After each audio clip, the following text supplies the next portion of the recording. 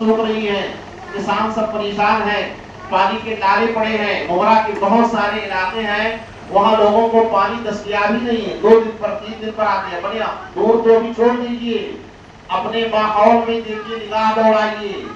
بہت سارے ایسے محلے کی رپورٹ ملتی ہے کہ 2 دن پر 3 دن پر پانی آتا ہے، بہت سارے ایسے محلے کہ وہاں پانی بالکل دستیاب نہیں، چند محلے ایسے ہیں کہ ان کو روزانہ پانی مل جاتا ہے۔ BMC بار بار جو ہے دھمکی دے رہی ہے کہ پانی کی کٹوتی شروع ہونے والی ہے، پانی کی دشواری ہوگی، اور یہ حالات اس لیے کیا جائے ہیں،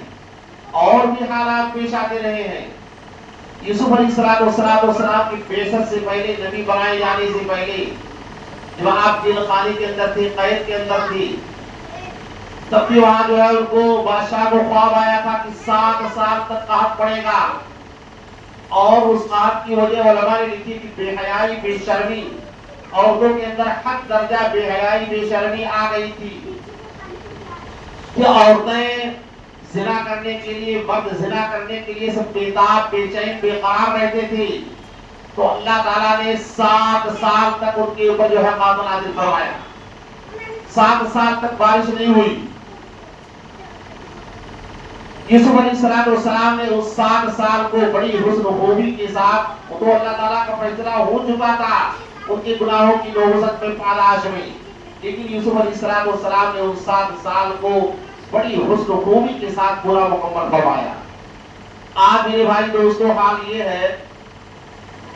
کہ ناپ توڑ میں اتنی کمی ہو رہی ہے، قرآن نے فرما دیا وَيْلٌ لِّلْمُطَفِّفِينَ، بڑی خرابی ہے ان لوگوں کے لیے جو ناپ توڑ میں کمی کرتے ہیں، لوگوں کا حق مارتے ہیں۔ تو علماء فرماتے نہیں ہیں، علماء فرماتے ہیں کہ تخفیف سے مراد یہاں صرف ڈنڈی مارنا، کانٹا مارنا نہیں ہے، یہاں کسی کا مال، کسی کا کام ہڑپ کر لینا یہ بھی تخفیف ہے۔ متففین کے اللہ تعالیٰ نے حالت کیا بیان فرمائی ہے؟ الذین اذا اکتالوا الناس یستوفون، کہا کہ لوگوں سے اپنا حق وصولتے ہیں، وہاں تو پورا پورا لے لیتے ہیں، وہاں تو کوئی وہ رعایت نہیں کریں گے، رتی برابر بھی رعایت نہیں ہوگی، لیکن جب دینے کی باری آئے گی تو تب کہاں وہاں جو ہے گھاٹا کریں گے۔ وَإِذَا كَالُوهُمْ أَوْ وَزَنُوهُمْ يُخْسِرُونَ، کہ ان کو ناپ کر یا تول کر دیتے ہیں تو ڈنڈی مارتے ہیں، نقصان پہنچاتے ہیں، کم دیتے ہیں۔ لیکن علماء اس آیت کی تفسیر کے اندر یہ فرماتے ہیں کہ مراد صرف ڈنڈی مارنا ہوا نہیں، صرف سمجھ لو کہ یہی ایک چیز ہے، کسی کا کوئی بھی مال ہڑپ کر لینا، کسی کے حق کی تلفی کرنا، سب کے لیے وعید ہے، ہلاکت ہے، بربادی ہے۔ وہی جوانی کیا ہوتا؟ ہلاکت ہے، بربادی ہے، ناس ہے ان لوگوں کے لیے جو لوگوں کا مال ہڑپ کرتے ہیں، بربادی ہے، ہلاکت ہے۔ اللہ فرما رہا ہے اگر کوئی آدمی اسکول میں پڑھاتا ہے، پورا ٹائم نہیں دیتا ہے، یہ بھی تطفیف ہے۔ وعدہ کیا، وعدہ خلافی کیا، مال کم دیا، یہ بھی تطفیف ہے، یہ بھی جو ہے مال کو ہڑپ کرنا ہے یا اس کو جو ہے کم لینا ہے۔ اس طریقے سے بہت سارے گناہ ہیں جن کے پاداش کے اندر اللہ تعالیٰ بارش کو روکتا ہے۔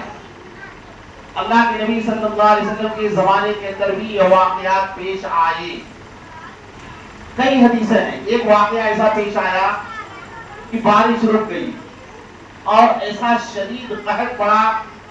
کہ لوگ چمڑے کھانے لگے۔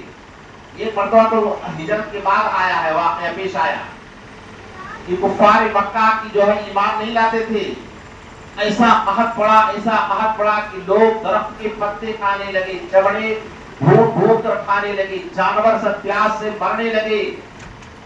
اللہ کے نبی صلی اللہ علیہ وسلم کو اطلاع دی گئی تو آپ نے کفار مکہ کے لیے مدد فرمایا، کفار مکہ کو وہاں سے آپ نے راشن بھیجا، اور یہاں آپ نے کیا کیا، لوگوں کو ایک دن مقرر کر دیا کہ فلاں دن مقام زورا پر، فلاں مقام پر سب کو جمع ہونا ہے، وہاں منبر قائم کرنے کا حکم دیا گیا۔ اللہ کے نبی صلی اللہ علیہ وسلم تشریف لے گئے، تمام لوگوں کو جمع کیا، اور ابن عباس رضی اللہ تعالیٰ عنہ کی حدیث ہے جو بخاری شریف کے اندر بھی ہے، ابو داؤد شریف کے اندر بھی ہے، دیگر کتابوں کے اندر بھی ہے، خرج متبذلا متواضعا متخشعا، انتہائی عاجزی کے ساتھ، انتہائی انکساری کے ساتھ اور انتہائی جو ہے عاجزی کا خشوع و خضوع کے ساتھ اللہ کے نبی صلی اللہ علیہ وسلم نکلے، تشریف لے گئے۔ یہ آپ ان جنہیں پر کر لیجیے بھائی، پیچھے لوگوں کو پریشانی ہو رہی ہے۔ عاجزی کے ساتھ آپ نکلے، منبر پر آپ چڑھے، اللہ تعالیٰ کی حمد و ثنا کی تکبیر بیان کی، اللہ تعالیٰ کی تعریف کی۔ پھر آپ نے اپنے خطبے کے اندر فرمایا کہ اے لوگوں، تم نے یہ شکایت کی تھی کہ خشک سالی آ گئی ہے، بارش لیٹ ہو رہی ہے، تو اللہ تعالیٰ نے تم کو حکم دیا ہے کہ تم اللہ تعالیٰ سے دعا کرو، اپنی حاجات پیش کرو، اپنی فریاد کرو، اللہ تعالیٰ تمہاری حاجت پوری کرے گا۔ تو اللہ تعالیٰ نے تم کو حکم دیا ہے اور قبولیت کا وعدہ بھی فرمایا ہے، ادعونی استجب لکم، کہ تم دعا کرو میں تمہاری